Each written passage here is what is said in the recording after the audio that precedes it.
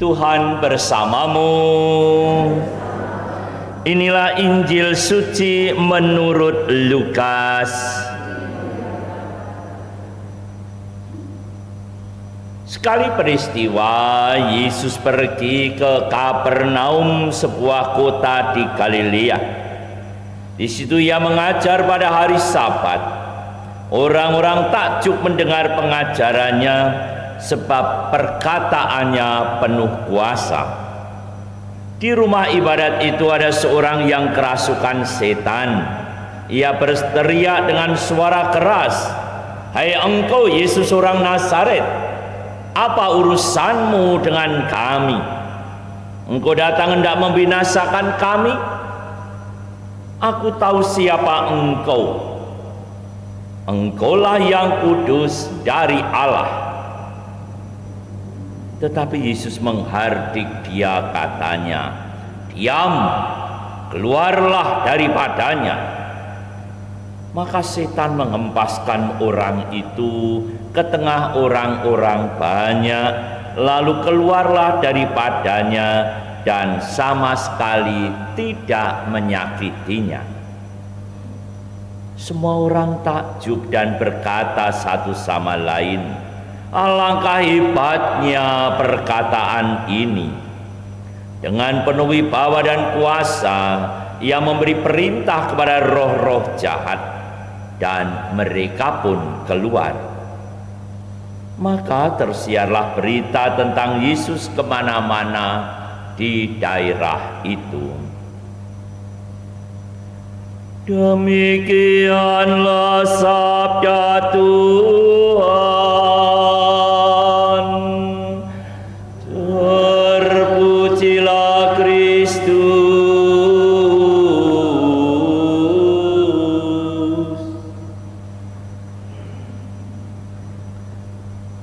Para suster, Bapak Ibu sekalian, ternyata di rumah ibadat datang juga ya setan. Jadi setan juga datang ke tempat kudus. Untuk apa? Ini orang yang kerasukan setan aja datang ke tempat kudus dan tahu tentang Yesus. Jadi yang datang ke gereja itu bukan hanya orang kudus ya, tetapi ternyata orang yang kerasukan setan juga datang. Kita bisa jadi suatu saat begitu. Orang kerasukan setan itu dalam kehidupan kita akan seperti apa? Kalau hidup kita, namanya setan itu kan istilahnya pengaruhnya negatif dalam hidup kita. Bisa jadi kita ini sedang kerasukan setan tanpa sadar. Tetap memuliakan Tuhan, tapi kita kerasukan setan. Kalau istilahnya hidup kita lagi dipenuhi dengan kebencian pada orang, kalau kita tidak bisa mengampuni orang, hidup kita kemudian terus menerus. Kalau di rumah lagi marah-marah terus, berarti kita sesungguhnya lagi ya kerasukan setan. Tapi ya datang ke rumah Tuhan. Tapi ingat, ketika hidup kita juga sedang dirasuki oleh kuasa kegelapan,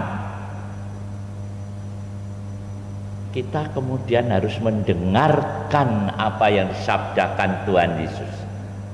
Maka Tuhan Yesus mengatakan, "Diam, keluarlah."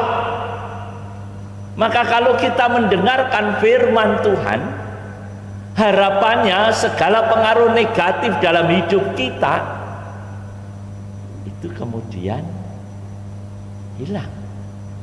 Kemudian kita bisa kendalikan karena kita sudah mendengarkan firman Tuhan.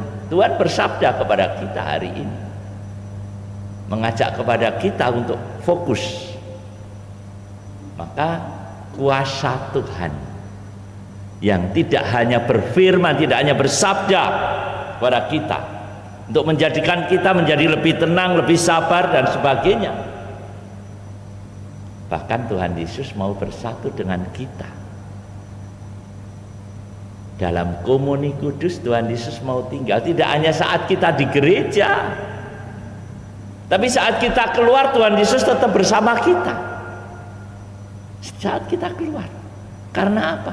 Kita komuni kita terima, kita santap, bersatu dengan tubuh kita, bersatu dengan fisik kita, dengan jiwa kita keluar dari tempat ibadah untuk kemudian kita bisa mengalahkan segala kuasa kegelapan.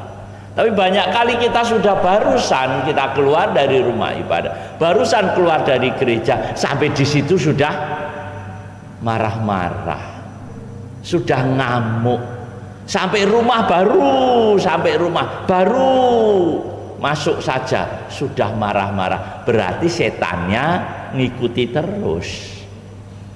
Nah, ini ajakan kita untuk, nah itu tandanya apa? Bacaan pertama tadi, berjaga-jaga.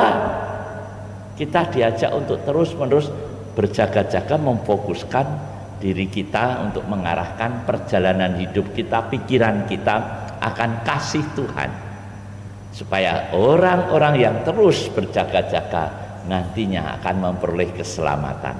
Maka dari itu mari kita sadari firman Tuhan hari ini mengajak kepada kita, di mana firman yang begitu berwibawa dari Tuhan Yesus mengajak kepada kita semua untuk membersihkan hidup kita dari pengaruh kuasa kegelapan, dan kita fokuskan Ekaristi ini membawa kita kepada keselamatan, membawa kita kepada hidup menjadi lebih sabar, lebih tenang, lebih bisa mengarahkan akan kasih Kristus, supaya kasih Kristus menguasai hidup kita, sehingga seluruh pergulatan kehidupan hari ini kita senantiasa bisa menampilkan kasih Kristus itu bagi sesama kita, sehingga kita boleh menjadi tanda kebaikan Tuhan dalam hidup kita.